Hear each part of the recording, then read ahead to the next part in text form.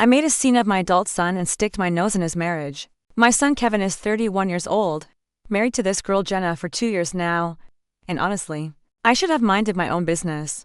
But when I walked into their kitchen last Tuesday and saw what was happening, my mama bear instincts just took over completely. I was dropping off some leftover casserole because Jenna mentioned she'd been too tired to cook lately. Nothing unusual there. I do this maybe once a week because I make way too much food for just me and my husband anyway. I used my spare key like always and called out that I was coming in.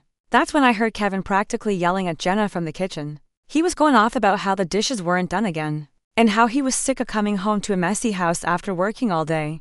But here's the thing. Jenna works, too. She's a nurse at the children's hospital and literally saves lives for 12 hours straight. When I walked in, Jenna was standing there with tears in her eyes, still in her scrubs from her shift, and Kevin was waving his hands around like some kind of maniac. There were maybe 3 dishes in the sink and a coffee mug on the counter. That's it.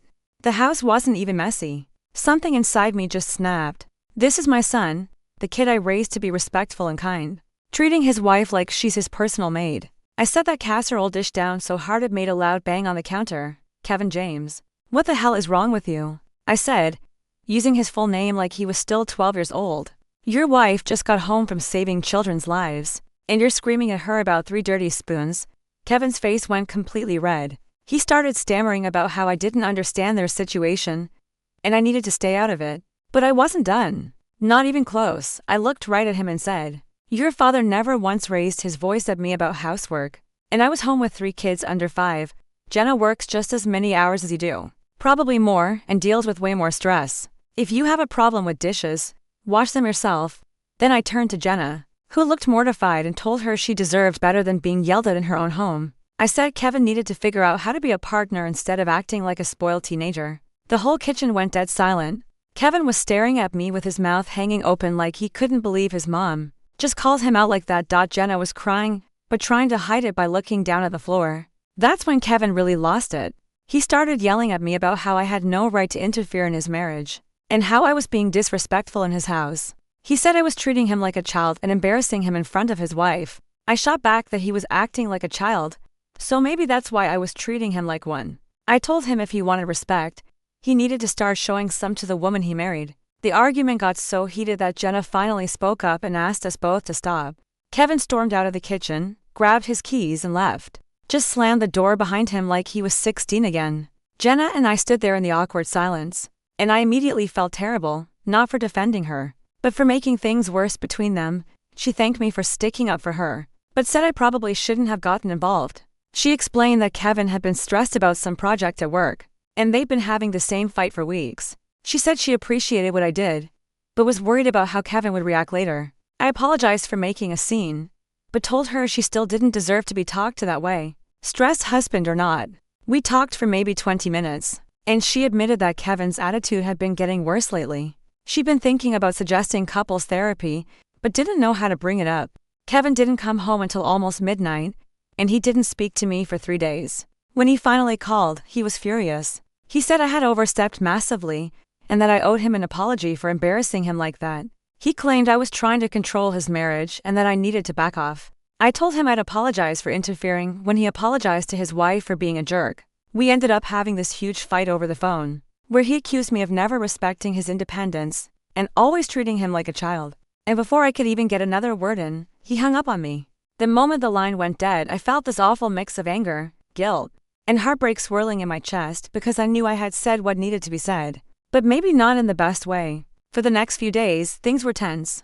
Jenna sent me a short text thanking me again, but explaining that Kevin had shut down completely and wasn't talking much. She said he'd been sleeping on the couch and leaving for work earlier than usual, just to avoid any conversation. I kept telling myself I wasn't going to reach out first. He was the one in the wrong. He was the one who needed to learn how to be a good husband. But every time I looked at his baby photos on the hallway wall, I felt that ache of knowing he was out there stewing in resentment, instead of actually thinking about what he'd done. Meanwhile, Jenna was carrying the emotional weight of both the fight and the marriage issues by herself. After almost a week of silence, I decided enough was enough and went to their house. I didn't use my spare key this time. I knocked. When Kevin opened the door, the shock on his face was obvious. He didn't say a word, just stepped aside so I could come in. I braced myself for another argument, but what I walked into wasn't anger, it was exhaustion. Kevin looked worn out, like he hadn't been sleeping properly. The living room was tidy, but there was an air of heaviness, like the entire house was holding its breath. Jenna wasn't home. She was on another long shift. Kevin sat down on the couch, elbows on his knees, staring at the floor. I sat in the chair across from him and waited, giving him space to speak first. After a long silence, he finally muttered, "You made me feel like a failure." His voice cracked in a way that caught me off guard. I softened immediately but stayed firm. I told him, "I didn't say you were a failure. I said you were acting like someone you're not." "There's a difference." He clenched his jaw, fighting between anger and vulnerability. He said he'd been under pressure at work for months, dealing with layoffs, extra responsibilities, and feeling like he was constantly on the verge of losing everything he'd worked for. He said he never meant to take it out on Jenna, but it kept happening and he hated himself for it. That's when he admitted something he'd never said before. He felt overshadowed by Jenna's job. He said people always praised her for saving lives, being strong, being compassionate, and he felt like his own career suddenly meant nothing in comparison. He said, "I'm proud of her, Mom. I really am. But lately I feel like I'm the one who's not enough." Hearing that broke something in me. I realized he wasn't angry because of dishes. He was angry because he was drowning and didn't know how to ask for help. I leaned forward and told him that marriage wasn't a competition, and that feeling insecure didn't make him weak, but taking it out on his wife did. I told him Jenna wasn't looking for a perfect man. She just wanted her partner back, the man who used to make her laugh, who used to listen, who used to show up. And then, for the first time since the incident, Kevin started crying. Not loud sobs, but quiet, controlled tears he kept wiping away quickly, embarrassed to show emotion. He said he was scared Jenna would eventually get tired of him. I reminded him that he didn't marry someone who gives up easily, but he had to meet her halfway. He had to communicate, not explode. He had to share his fears instead of burying them until they came out as anger. After a long, emotional talk, Kevin finally said he'd apologized to Jenna not because I told him to, but because he realized he needed to. He also said he was willing to try couples therapy if she still wanted it. I felt a wave of relief. For the first time in days, I saw my son again, the real Kevin, not the defensive, angry version. As I left, he hugged me tightly and whispered, "I'm sorry, Mom." And I whispered back, "Just be better for her. For you." Later that night, Jenna texted me that Kevin had talked to her, really talked, not yelled, not shut down. She said he apologized sincerely, told her everything he'd been holding in, and even asked about therapy. She said it was the first time in months she felt hopeful. And for the first time since that awful day in the kitchen, I finally let myself breathe. Maybe I shouldn't have barged in and yelled. Maybe I should have approached things differently. But if my interference pushed my son to confront his own behavior and save his marriage, then maybe, just maybe, being the overbearing mom wasn't such a terrible thing after all. Story to my wife's alpha boss slipped his hand into my wife's skirt and said, "Leave, she's mine now or face me." Man to man. 10 minutes later, he couldn't walk, stand, or talk. I broke his bones. Chapter 1, the lunch that should have been ordinary. I remember the day too clearly to ever forget it. My wife had finally agreed to meet me for lunch near her office. She'd been working late nights, often exhausted, trying to please a boss who demanded too much. She brushed it off, said that's just how corporate life is. But I knew something had been weighing on her, so I thought maybe lunch would help. Just the two of us. No deadlines, no stress, a chance to remind her that outside of office politics and promotions, she still had someone who loved her unconditionally. We met at a quiet bistro downtown, sunlight filtering through wide glass windows. She smiled when she saw me, but it was a tired smile. I reached across the table, touched her hand, and we laughed for a few moments about how awful my tie looked. For 20 minutes, it felt normal. Calm, safe. Then he arrived. Bastian Drew, her boss. The kind of man who carried himself like he owned every room he walked into. Expensive watch, perfect hair, that predatory grin that made your skin crawl. He didn't notice me at first. He noticed her. His eyes locked on her like she was an object he had already purchased. The atmosphere shifted instantly. She stiffened, her fork trembling slightly in her hand. I leaned closer and whispered, "What's wrong?" She shook her head, "Nothing. Just eat," but I knew. I turned and saw him walking toward us. He didn't hesitate, didn't respect boundaries. He pulled out a chair at our table like he belonged there. "Kevin," he said, his voice smooth, almost mocking. I didn't realize this was a family outing. I didn't like the way he said my name as if I were disposable. My wife tried to interject. "Bastian, we're in the middle of," but before she could finish, his hand slid onto her shoulder. And then in a single movement, he leaned in close and let his hand trail down her side, fingers slipping beneath the hem of her skirt. "Leave," he said to me, smiling with cruel arrogance. She's mine now. Or face me, Manto Man. The restaurant noise seemed to vanish. No clinking silverware, no chatter. Just the sound of my heartbeat, and my wife's sharp gasp as she pushed his hand away. The way he laughed like he owned her. Like I was just an obstacle to be brushed aside lit something inside me I didn't even know I had. I stood up slowly, my chair scraping across the floor. My wife's eyes widened, fear flickering in them. Not fear of him, but of what I might do. And in that instant, I realized something. This wasn't just a man crossing a line. This was a predator who thought he could humiliate me, humiliate her, and walk away untouched. He had no idea what was coming. Chapter 2, The Challenge. Outside, the air between us turned heavy. My wife's face was pale, her lips trembling as if she wanted to say don't, but couldn't form the words. Bastian smirked, brushing off her shove like it was a joke. Relax, sweetheart, he said, his voice dripping arrogance. Your husband knows how this works. Men like him always step aside when real men show up. The restaurant fell silent. People were staring. Some had their phones half raised, sensing drama. I leaned forward, my voice steady. Take your hand off her and walk away. He chuckled. Or what? You'll sue me. Write a strongly worded letter. No. Kevin, if you want to prove yourself, step outside. Manto Man. He wanted an audience. He wanted to humiliate me publicly. But the truth was, he already crossed the line the second he touched her. There was no backing down. I nodded once, outside. Then my wife grabbed my arm. Kevin, please don't. I looked at her, then at him. I have to. We stepped out into the crisp afternoon air, the restaurant crowd pressing against the windows. A few brave souls followed to the sidewalk, phones recording. Bastian loosened his tie like this was a performance, rolling his shoulders theatrically. Last chance, he said, smirking. Leave her or I'll take her from you right here. That was it. That was the spark that lit the powder keg. He lunged first, swinging wild, expecting me to back down. But arrogance makes men sloppy. I blocked, pivoted, and drove my fist into his ribs. The crack was sharp, clean. He stumbled back, eyes wide, the smirk fading into something I'd been waiting to see all along. Fear. Still want to play alpha? I growled. He swung again, slower this time. I ducked, grabbed his arm, twisted hard until his shoulder popped, his scream cut through the air, drawing gasps from the crowd. 10 minutes. That's all it took. 10 minutes of strikes, locks, and calculated rage until Bastian drew, Mr. Untouchable. Mr. Power was a heap on the pavement. He couldn't stand, couldn't walk. His voice cracked as he tried to curse me, but all that came out was a broken groan. The crowd filmed everything. Every arrogant taunt, every desperate stumble, every bone that gave way under the weight of his own hubris.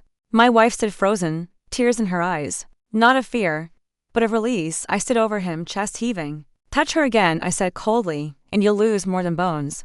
And then I walked back inside, leaving him writhing in the gutter with his reputation shattered and his body broken.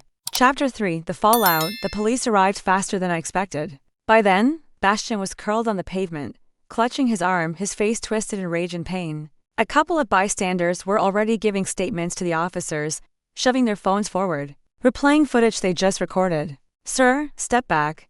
One officer ordered me. His hand hovered near his holster. I raised my palm slowly. I defended my wife. Check the cameras behind me. My wife's voice shook. He put his hands on me in the restaurant. Everyone saw the officers exchange glances. This wasn't going to be a he said situation. Not with half the restaurant as witnesses and security footage waiting inside. The hostess came outside pointing at Bastian. He groped her, right in front of her husband.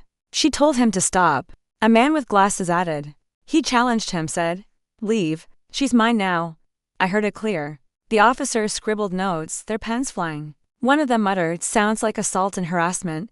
For the first time, I saw Bastian's arrogance crack into desperation. He tried to speak, but the words stumbled out slurred and pathetic. He attacked unprovoked, but nobody was buying it. Not with witnesses lined up, not with the cameras still rolling. I was taken in for questioning. Standard procedure. They said. My wife came with me, hand trembling in mine the entire way. At the station, Detective Monroe slid a laptop across the table, replaying the bistro surveillance footage. There it was, his hand sliding up her thigh, his sneer, his challenge, and then me standing. Fists clenched as the storm broke. Monroe closed the laptop with a snap. Looks pretty clear to me. You protected your wife. We'll file the report accordingly.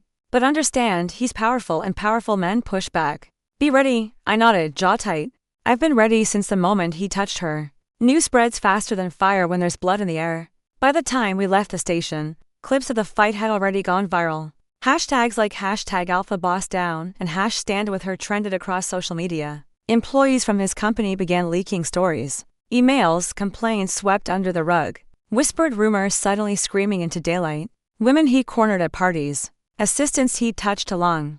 Meetings that ended with threats if they didn't cooperate. The company issued a sterile press release. "We take these allegations seriously and are launching an internal investigation." But it was too late. The internet had already judged. 3 nights later, I got a call from my lawyer. "They want to settle," he said, almost laughing. "Civil suit, hush money, the whole 9 yards. His team knows if this goes to trial. More skeletons tumble out. And trust me, he can't afford any more broken bones. Figuratively or literally." I leaned back in my chair, phone tight to my ear. "Tell them no. We don't want silence. We want the truth out." My wife, listening nearby, finally smiled through her tears. It wasn't a smile of relief, it was a smile of a woman watching a monster fall. Bastian Drew thought he was untouchable. That day on the sidewalk, I broke his bones. But now the world was breaking his legacy. Chapter 4, The Trial. Bastian Drew's lawyers came out swinging. Suits worth more than most people's yearly salary, polished shoes, voices smooth as honey. They painted me as a violent husband who lost control in public.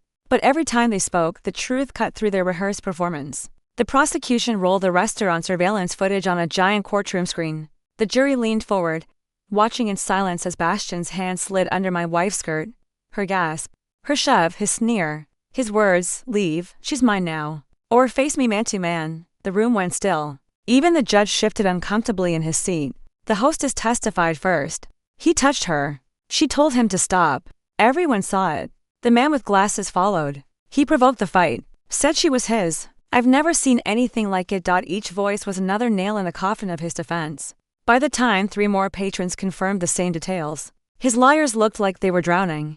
But the real blow came when the corporate investigation documents were admitted. Multiple complaints. HR records buried under resolved informally. Assistants describing groping corner meetings, veiled threats. One woman, tears in her eyes, whispered on the stand, "I thought no one would believe me until I saw the video." The courtroom shifted. The jury didn't just see an arrogant man. They saw a predator who'd been enabled for years. When it was his turn to testify, Bastian tried to resurrect the swagger. He spoke of being misunderstood, of friendly gestures blown out of proportion. But then the prosecution played the recordings from the phones of bystanders. His tone, his arrogance, his words, "Leave, she's mine now," echoed through the room again. Whatever confidence he had crumbled, the jury deliberated for less than 3 hours. Guilty of sexual harassment, guilty of assault. And though the court stopped short of handing me a medal, the charges against me, excessive force, were dismissed. The judge's final words still ring in my ears, "Mr. Drew, the law is not your shield for predation. Actions have consequences. Today you face yours." My wife wept quietly into my shoulder. Across the aisle, Bastian's once proud figure sagged. His empire of intimidation collapsed in that single word, guilty, and for the first time, I saw him for what he really was, not an alpha, not a boss, but a coward stripped bare before the world. Bastian Drew thought he could break me in public. Instead, the world broke him. Chapter 5, The Ruin. Bastian Drew's fall wasn't a crash. It was a free fall with no bottom in sight. The day after the verdict, his company issued a statement. Effective immediately, Drew has been terminated. We do not tolerate misconduct. But everyone knew the truth. They tolerated it for years until he became a liability they couldn't hide. First went his job, then his reputation. Corporate sponsors pulled contracts. His speaking engagements gone. The glossy magazine that once plastered his face across a cover ran a follow-up. From alpha to outcast, the rise and fall of Bastian Drew. Investors abandoned him. Colleagues who once kissed his shoes now denied they'd ever known him. And the civil suits rolled in. One after another. Women who had been silent for years suddenly had the courage to speak. Our lawsuit had cracked the dam, and now the flood poured through. The courtroom ordered him to pay damages to my wife. It wasn't just money. It was acknowledgement. An official stamp that said, yes, this happened. Yes, it was wrong.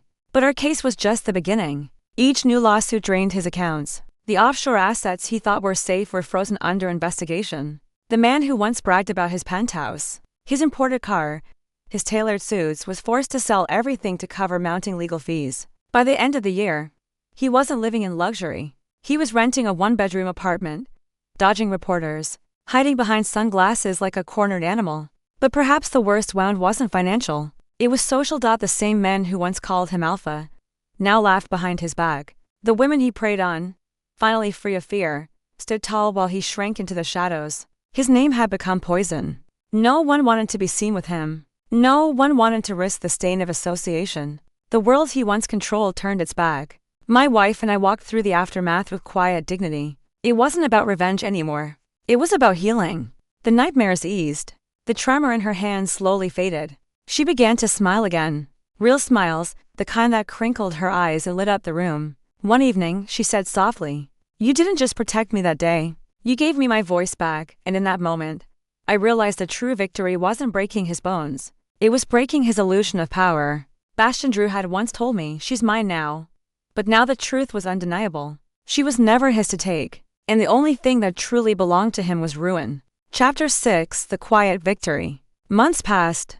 The noise of the trial and headlines faded into the background of the city's endless news cycle. New scandals took over. But for us, life slowly found a new rhythm. My wife no longer walked into her office carrying the weight of fear. Bastion Drew's name, once a daily reminder of intimidation, became nothing more than a bad memory whispered about in HR files and news archives. She transferred to another department, this time under a manager who respected her talent instead of exploiting her vulnerability. Watching her thrive again, watching her come home with laughter instead of tears was as sweet as victory. I didn't emerge unscathed. The fight left its mark on me, not just in the ache of my hands or the caution in my step, but in my understanding of how fragile dignity can be. People stopped me sometimes at the grocery store, at the gas station. "Saw what you did," they'd whisper, "Good on you." But it wasn't pride that stayed with me. It was clarity. I hadn't just fought a man. I had stood against a predator who believed no one would ever stop him. And in doing so, I realized there comes a point where silence is complicity. I heard pieces of his downfall through the grapevine. The lawsuits dragged on. His fortune crumbled. Former allies refused to testify for him. His once feared voice was absent from every boardroom, every conference, every stage. The man who had declared himself alpha now existed in whispers of pity. His roar had been reduced to silence. One night sitting by the fire, my wife asked me, "Do you regret it breaking him that way?" I thought about it long and hard. Then I shook my head. "I don't regret protecting you," I said. "And I don't regret ending his illusion that he could take whatever he wanted." Sometimes people like him only learn when they're forced to feel powerless. She leaned her head on my shoulder and whispered, "Then you taught him." It wasn't his broken bones that mattered in the end. It was the broken cycle, the end of his reign of intimidation. He would never grope another woman at a restaurant. He would never smirk his way out of accountability again. That was a real revenge, and as I held my wife's hand warm and steady in mine, I understood something deeper. Justice isn't always handed down by courts. Sometimes it begins the moment you decide enough is enough. Epilogue: when power meets consequence. They say revenge is hollow, that breaking someone only leaves you empty. But they don't talk about the kind of revenge that isn't fueled by rage, but by necessity, by love, by dignity, by survival. Bastion Drew thought he was untouchable. He thought money, status, and arrogance made him a god. He thought my wife was just another possession he could claim, and I was just another man too afraid to fight back. But in 10 minutes, he learned the lesson he'd spent his whole life avoiding. Power without respect is paper thin. One strike, one fracture, and it crumbles. He lost everything. His career, his fortune, his reputation. His name, once a badge of intimidation, became a warning. His fall was a story others whispered about in boardrooms. Don't end up like him. He thought he broke women down. He thought he broke men with fear. But in the end, it was his own arrogance that broke him. We gained more than peace. We gained freedom. My wife no longer walks with her shoulders hunched, no longer flinches at shadows. She laughs again. She dreams again. She is no one's possession. And me, I carry the memory of that day like a scar, but not one I regret. It reminds me that love is not just about flowers and promises. It's about standing up when someone tries to rip away your family, your dignity, your humanity. Revenge isn't always about violence. Sometimes it's about taking the one thing your enemy values most and showing them they never deserved it. For Bastion, that was power. For us, it was freedom, and while his bones healed, his reputation never did. In the end, I didn't just break a man. I broke the illusion that he could own us, and that is a victory no one can ever take away. Was this revenge perfectly justified? Or should the storm have raged harder? Drop your verdict below. I read every single one.